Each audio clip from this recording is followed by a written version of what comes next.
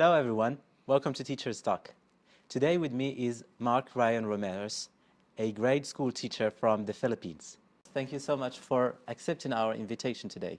Oh, it's my pleasure. Thank you, Sean. The pleasure is mine. Okay, so can you introduce yourself and tell us more about Ryan?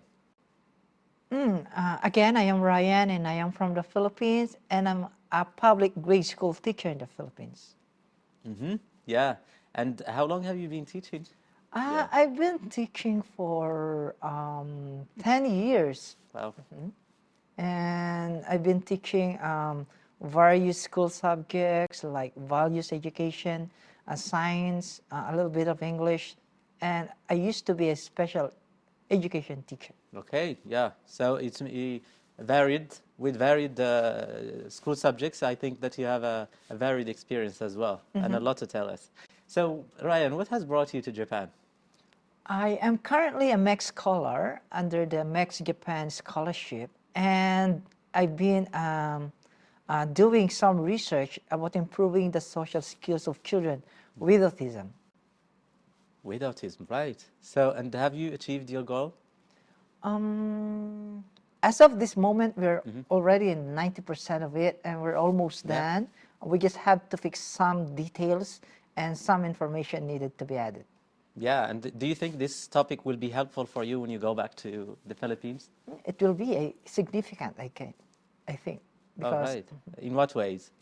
Because we are trying to improve the implementation of special and inclusive education in the Philippines, and this research will be a good starting point in improving or developing some programs for them.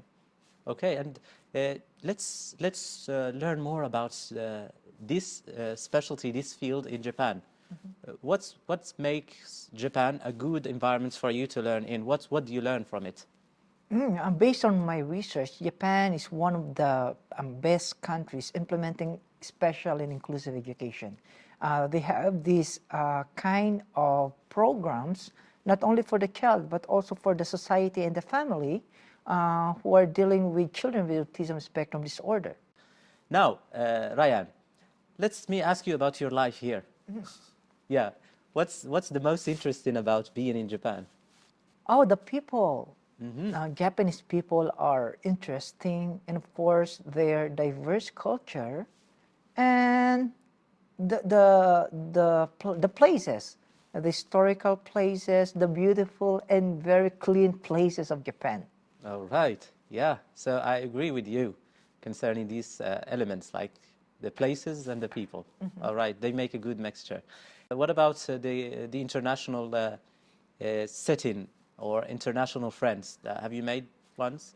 Oh, we met a lot of international friends from, of course, from Morocco, Yeah, from okay. Germany, from China, and we also have some friends from Kenya, Botswana, and other countries as well.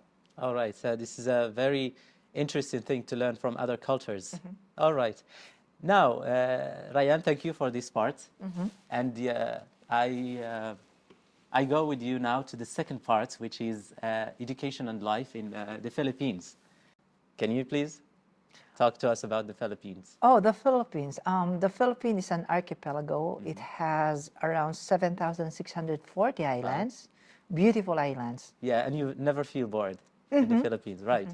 You can just do island hopping when you get bored and visit big islands or even the smaller islands. Yeah, of course. And what is the most interesting thing about the Philippines? Oh, the same as Japan, the people also. Yeah. We have 109 million diverse people in the Philippines with different cultures because we're coming from different islands and different characters as well. All right, yeah.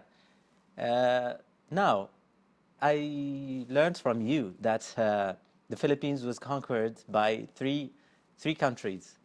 So, what's the effect? Or let's first talk about these countries. Oh, you're a good researcher, actually. We were thank you. colonized by three big countries. We were colonized first by the Spain, and it took us like 333 years before we got our freedom from them, and followed by the United States for almost 50 years. And of course, Japan for around 5 years. Since these three countries were there, so I think what was the major effect in terms of language? Oh, for the language, since we were younger, we were taught mostly in English. We can count in English before we count in our local languages. And some of the words, Spanish words, are infused in our national language as well. Do people rebel against the English? They want to use their mother tongue, or it's not the case? At some point, we have this existing debate, like on how we teach the primary students. Shall we use English or shall we use the mother tongue? But in my point of view, like English is very helpful in our country, really, because most of our documents, the Constitution, is written in English. Yeah. So it's just a kind of blending things, I guess. We don't need to throw something. All right. Yeah. I think that the Philippines is one of the countries that is doing its best for the benefit of the people and for the education system as a whole. But let's go in deep, and I want you to tell me what are the weaknesses that you have in the educational system from your point of view.